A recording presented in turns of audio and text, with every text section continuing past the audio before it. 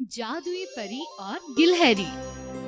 एक पेड़ पर एक गिलहरी और कौवा रहते थे।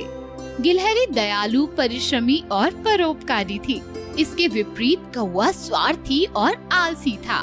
गिलहरी ने बड़े ही परिश्रम से एक छोटा सा खेत बनाया। कौवा भाई, चलो खेत की करें जुताई। चलो गिलहरी, आता हूँ, ताजी रोटी खाता हूँ। गिलहरी खेत जोतने के लिए निकल पड़ी। वो अकेले खेत जोत रही थी। कौवा नहीं आया। एक सुंदर परी उसके सामने उतर आई। प्यारी गिलहरी, तुम अकेले इतनी मेहनत करती हो।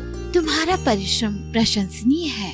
परी ने अपनी सितारा छड़ी से गिलहरी को जादुई बल दिया। इसके बाद गिलहरी ने शीघ्र ही सारा खेत जोत दिया।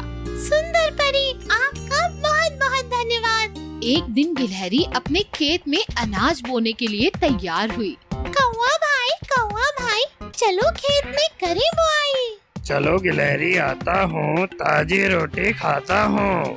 अकेली गिलहरी खेत की ओर चल पड़ी। गिलहरी खेत बोने लगी। परी ने उसका पूरा साथ दिया। वो दूर खड़ी मुस्कुरा रही थी। गिलहरी का साहस बढ़ा रही थी। गिलहरी खेत की बुआई कराई। कौवा पेड़ पर ही बैठा रहा। गिलहरी बीच बीच में खेत की देखभाल करती रही और समय समय पर उसे सींचती रही। कौवा भाई, एक दिन अपने खेत की फसल तो देख लो, कैसे लहलहा रही है, मन को लुभा रही है। मैं एक दिन जाऊंगा, फसल देखकर आऊंगा। घर पर दाना आएगा, फिर बड़े मजे से खाऊंगा। आलसी कौवा दाने का सपना देखता रहा और एक दिन फसल पककर तैयार हो गई। कौवा भाई, चलो फसल की करें कटाई। हमेशा की तरह कौवा डाल पर बैठकर गिलहरी से वादा करने लगा। चलो गिलहरी, आता हूँ, ताजी रोटी खाता हूँ। गिलहरी खेत की तरफ चल पड़ी।